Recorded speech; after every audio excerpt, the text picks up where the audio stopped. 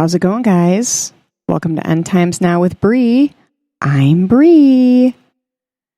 Here, the topic of conversation that I like to have between me, myself, this microphone, and your ears is the end times.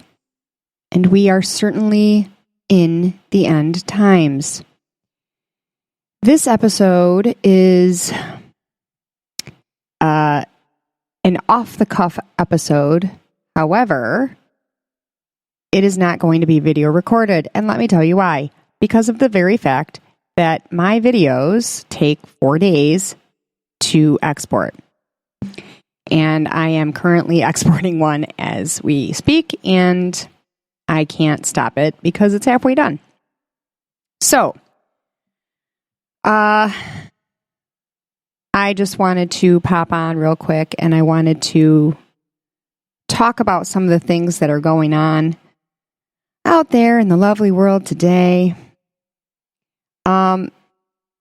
These things that are happening on the university campuses are absolutely ridiculous.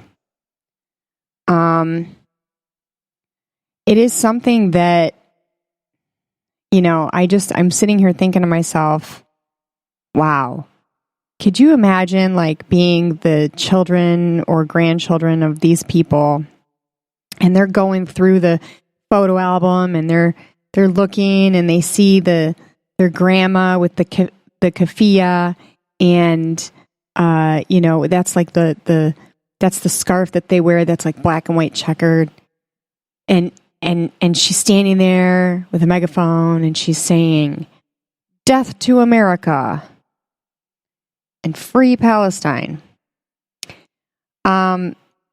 I don't know. Something tells me that kind of ranks up there with maybe let's not.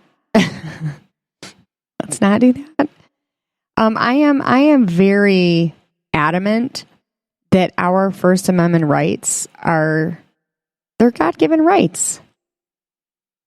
They weren't just given to us by the forefathers of this country. No. God gave us mouths for a reason. However, we are supposed to remember that the tongue is like a two-edged sword. So, and that we can speak life and speak death, right? So why are we saying death to America? Why are we doing that? Well, it's simple. There's an ideology involved. Regarding Israel.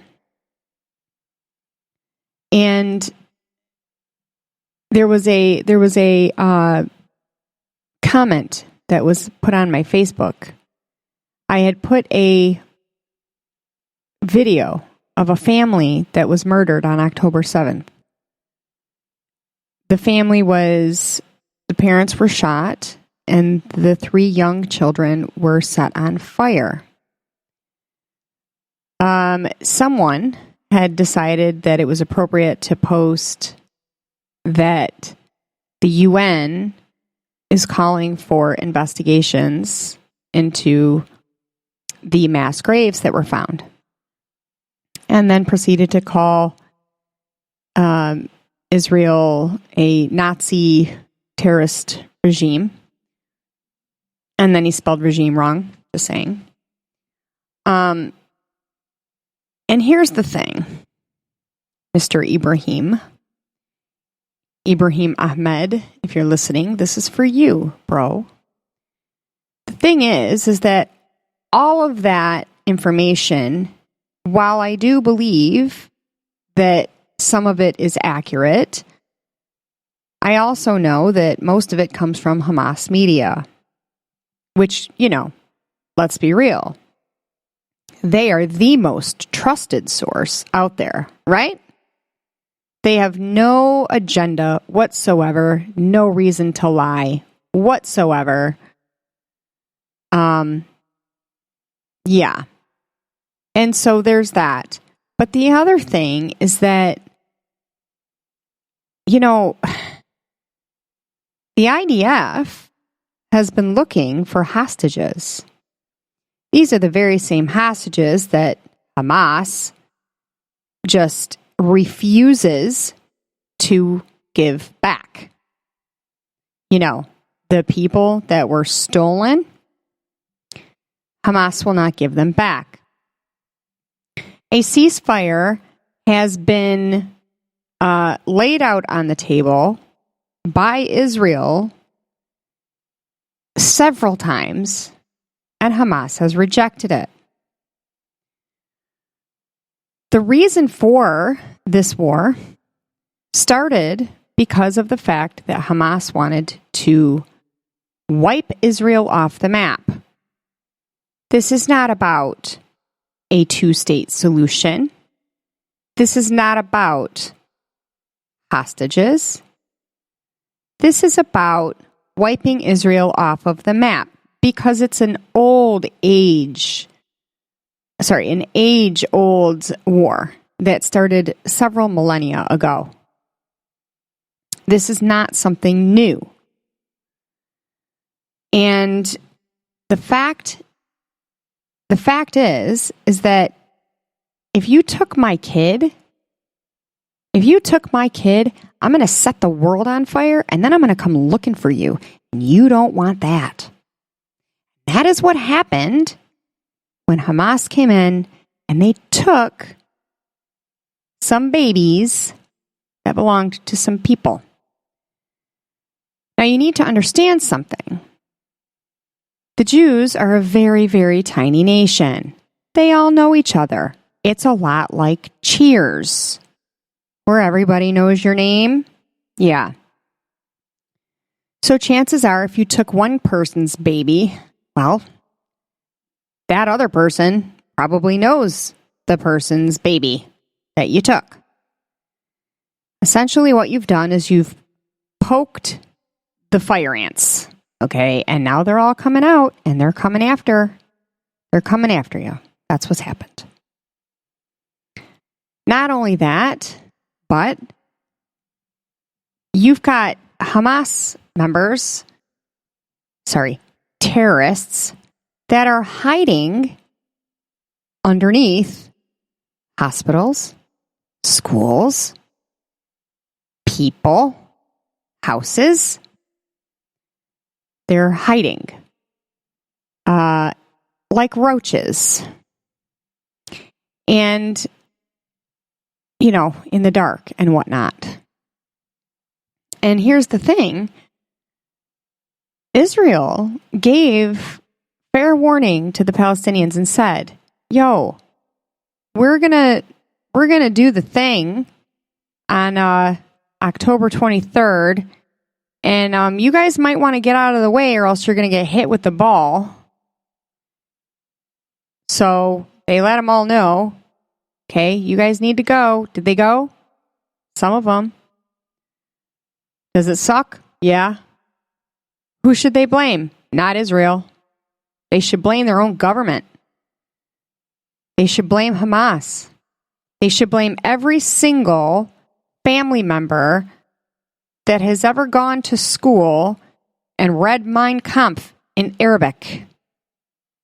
Which, by the way, we're talking about terrorist organizations here. Don't you think that maybe it's a fair assumption to look at that aspect? Those Mein Kampf books, they weren't written in Hebrew, yo. They were written in Arabic, in Arabi. So, yeah, something about that whole Nazi comment just doesn't really fit at all. Not to mention the fact that the Nazis weren't after the Palestinians in World War II. They were after the Jews. So, anyway, the other thing I would like to point out is the whole genocide comments and what have you. Back on December 7th of 1941, it took an hour and 15 minutes for Japan's arsenal, huge arsenal, to take out Pearl Harbor. And as a result, our response was to first intern all of anyone Japanese anything. Okay? So it didn't matter if you were born here and you were Japanese. It didn't matter if your mama was born here and she was Japanese and then you came along. It didn't matter. Okay? It did not matter. If you were Japanese, you went to a camp. And so did the Germans and so did the Italians. It wasn't as bad for them. However, it happened. The bottom line, okay, here is that these people were taken and put into camps. Now, let's go a step further. What else did we do? As soon as we had that taken care of, we went ahead and dropped a couple of bombs. We dropped a bomb on Hiroshima and a bomb on Nagasaki, where thousands and thousands and thousands and thousands and thousands of people died. They can't even really come up with the number of how many people they think died. Some say it's upwards of 225,000 in Hiroshima. Bottom line is that they're still suffering going on today. Some 20 years after that happened, in 1967, they were looking at people who were still having issues giving birth to babies without deformities because of the radiation. So my question is, where's your genocide label there, bro? Where's your hashtag there? Now, I'm just going to say this. I'm not by any means condoning, I'm not saying Israel is 100% innocent. Okay? But where is the consistency? After September 11th, we went into Afghanistan and started a perpetual war, something that has not stopped. And as a result, some 940,000 people have died as a direct result of the war, and 38 million have been displaced, have, had disease and death, and that's how they've been affected. 38 million from several different countries in the Middle East. And that was us. By the way, if you still think that September 11th was a terrorist attack, you need to do some homework. But where's your genocide label there? Where's your hashtag? Where's the outcry? What about the fact that World War II, the whole world lost some 50 million people, and like 80% or something like that was civilians? What about the fact that China currently, right now, has the Uyghurs? The Uyghurs have been detained. A million Uyghurs and other minority Muslim groups. They've all been detained, and they have been tortured and sterilized and raped and murdered. Why?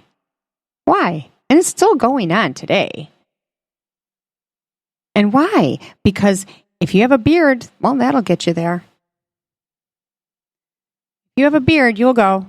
If you have contacts in the West, yep, there's a reason. They'll take you. Oh, if you went to a Western university, bye. And yet, where's your genocide label? Where's your hashtag? What about the Sudan? or Eritrea or Azerbaijan, because that's going to be a big deal. You know, what's happening in the Middle East is very sad. But let's remember who started this thing. Let's remember that Hamas went in and they started it with a bunch of unsuspecting people, innocent people, and they raped and they tortured and they burned and they murdered. And then they went home with people that lived in those kibbutzes, with people that were Israeli citizens, with people that were dead and naked, and they were dragging them through the street. And let's remember that there were a lot of Palestinian civilians that were so innocently cheering. So innocently cheering. And partaking in the beheadings of people.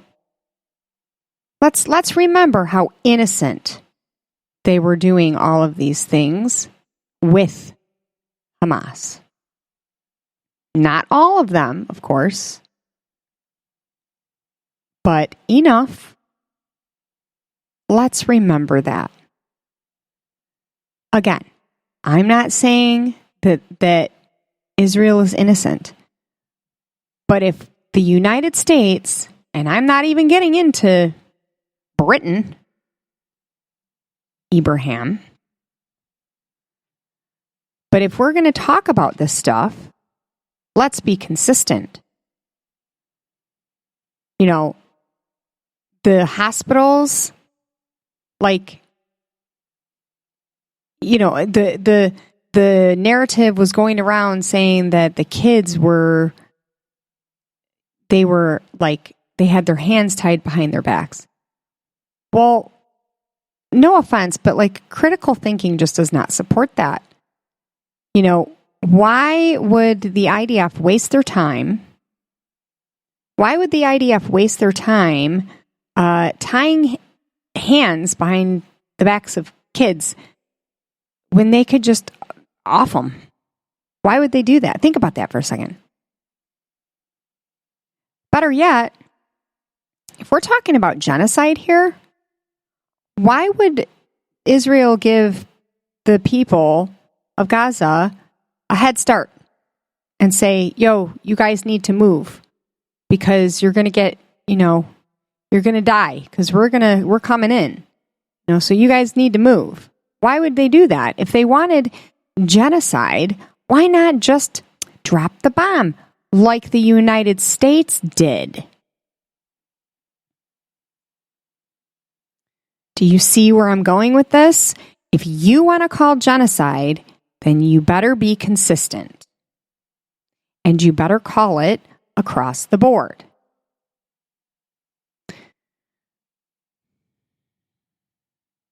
Let's also remember the fact that the Bible can be proven. And the Bible says, Psalm 83. The Bible says that Gaza has been put on notice for thousands of years. And I hate to say it, y'all, but it is going to be a really ugly day for quote-unquote Palestine, because it is going to be melted. It's going to be dissolved. And it's not looking pretty. Am I happy about that? Not at all. I know that there will be innocent lives that will be lost. It breaks my heart. However, I also know that what the Bible says is true and accurate. And it can be proven. So, I were you, I would go look at it. But, we need to remember that all this stuff that's going on right now, of course the UN is going to call for an investigation.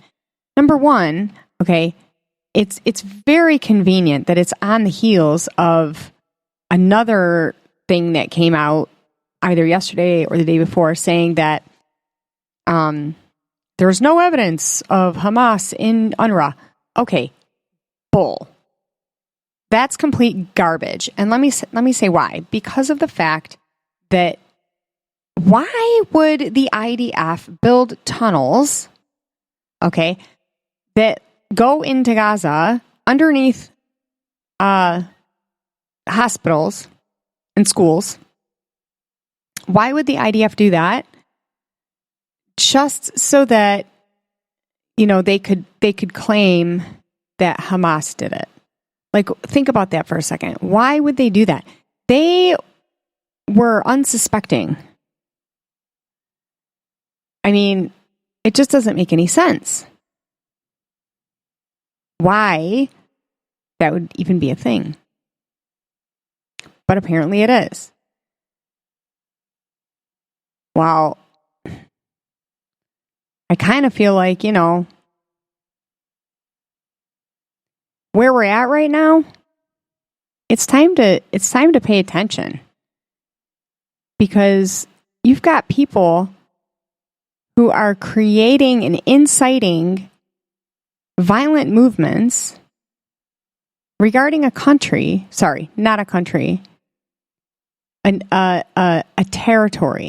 Palestine is not a country. It's not a nation. It's a derivative of Philistia.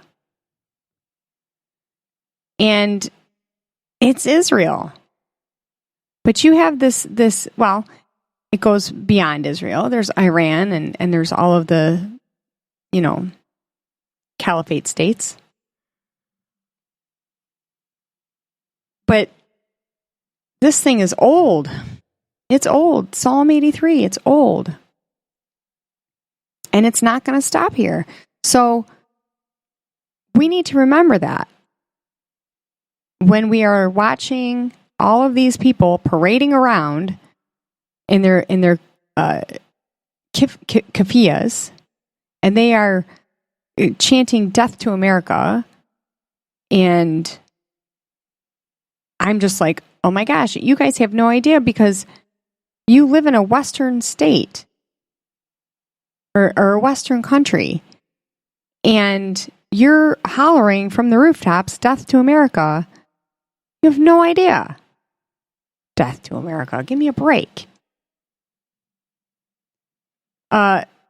This regards a tiny little country and a non-existent, quote-unquote, nation. And it is something that is just, it's never going to go away until we do. When we go away, then it will too. But in the interim, I really do hope that Ibrahim Ahmed, I really do hope and pray that you are enlightened to the truth and that the scales shall fall off your eyes and you will see. Because if you're a Christian and you're a true Christian, there is no way to be against Israel. You cannot be against Israel and be a true Christian. We know how this ends. We know how this book ends. And for most of the time, if you have someone that knows how it ends, you're never going to get them to change their mind. You can't unsee something. You can't unknow something. My suggestion at that point would be you might want to get on the right team. You might want to get on the right team. Because I know how this war ends. I know how the book ends. And it's not a good day for Palestine. So, that and the fact that these universities, dude, I want to ask this. If I were to go down there and I were to wear a white sheet over my head and I were to start chanting some horrible, anti-black rhetoric, what do you think would happen? Right? What do you think would happen? If I threw on a Nazi uniform, well, now I would be welcomed. But in reality, what do you think would happen? This is no different. This is no different. If you live in this country and you're saying death to America, I hate to say it, but judgment's coming for you. You better make sure you're right, because judgment is coming for you. And when I say right, I mean right with God.